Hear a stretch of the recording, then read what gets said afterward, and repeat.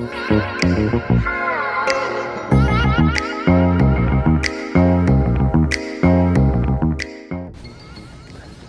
everybody, welcome to KD Cuts. Hope you're having a great day. It's Ash Wednesday here in New Orleans. We just finished celebrating Mardi Gras, so I guess now it's time to behave. In today's video, we're going to put together Tandy's sneaker kit. It's a 4 on the difficulty scale of 1 to 4, so you do have to have a little bit of knowledge to put this thing together. The instruction says really simple, it's only 2 pages.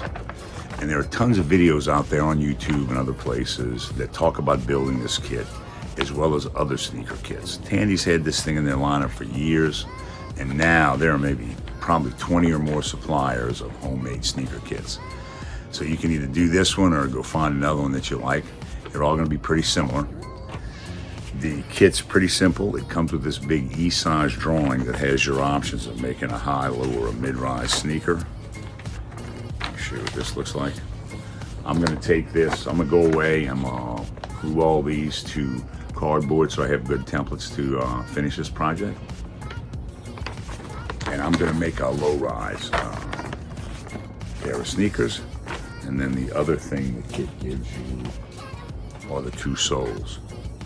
Very simple. So let's get to work, bench, and get started.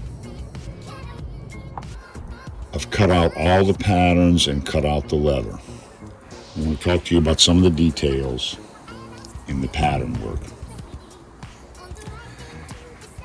I've got my stitch line scribed in. I did that by cutting the stitch line in the pattern, but not all the way. Keeps the pattern from getting too flimsy. Also, I use clear shipping tape. I take the paper pattern, glue it to some poster board, put on the shipping tape, and then cut it out. Now, here's the scribe line on one of the tongues. See how it's very thin right here? That is because there's a ridge here you have to respect. All right, you've got an index on that ridge.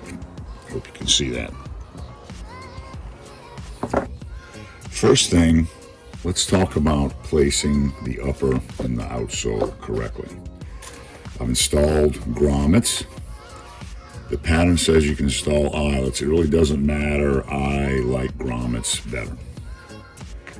Now, the instructions on the kit don't talk specifically about how to place the upper and the outsole. But what's important is that on the pattern, this A point, okay, where you start your stitching is right there. It's right over where you start the reinforcing this lower line. So what I did is I already put a hole at that A point on both sides. I'm going to go away and I'm going to take that A location, that starting point, and I'm going to make sure I fix that, and I'm going to fix the other one, and then I'm going to sew around to the back from both sides. The instructions say to sew from here to here, and then from here to here. I'm going to do that, but I'm going to double stitch. I am not going to use a lock stitch. I'm going to use a double stitch. So let me get that set up for you and show you. Okay guys, besides me showing you my sneakers, you can see prints in the background. So, I've punched that initial hole and I've just put it in place with some black thread. So I'm going to very carefully start to sew this, making sure that I hit my stitch line on the inside. Okay, it's very important that you hit that stitch line so you have a good looking sneaker when you're finished.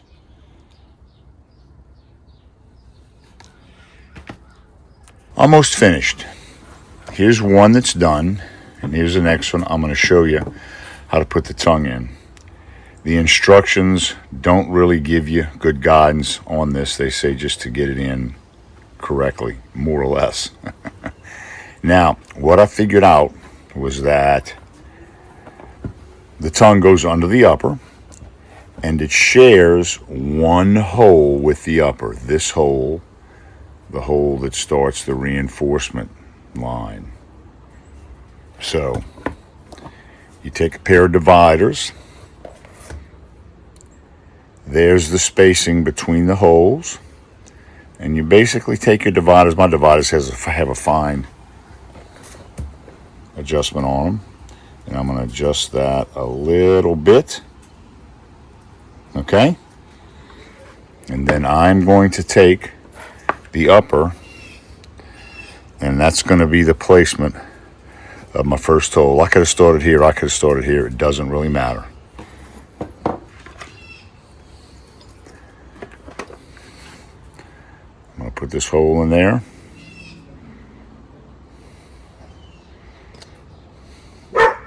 And Prince is barking at the neighbor. And then I will start that hole, okay, on my top, sharing one hole with the upper. Okay, let's look at that again in the other one. Okay, my first stitched hole, all right, is in that one right there, and it's indexed off of that edge. So I'm going to go do that. I'm going to start right there, and when I work my way around to the other side, it's going to look pretty doggone good, just like that one. I stopped so I can show you. There's my stitching. I've punched 3 holes and I've stitched 3 holes. Very careful to make sure I'm hitting that stitching line, especially coming around this nose. So I'm going to punch 3 holes at a time. This won't take too long, and I'll show you what it looks like when it's finished. Sneaker's done. Just have to put some laces in it and work on my edges a little bit. But I like the way they came out putting the insoles. I'm going to show you something real quick that is going to save you a lot of heartache. I did not finish the tongue by turning back and going towards the front of the shoe. I did 3 laces back. I'm going to chop this and I'll be done. 10 times easier than trying to go backwards in the other direction. And let me get some laces in that, guys, and show you a finished product. Well, I've finished my first pair of sneakers. What do you guys think? I think they came out great.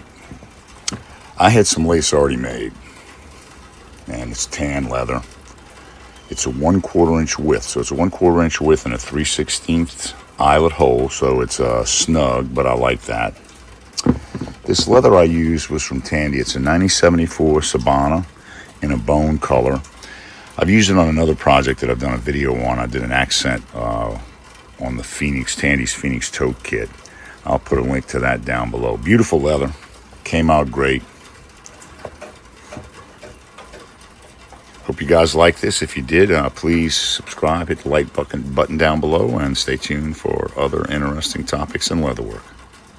Thanks. See you soon.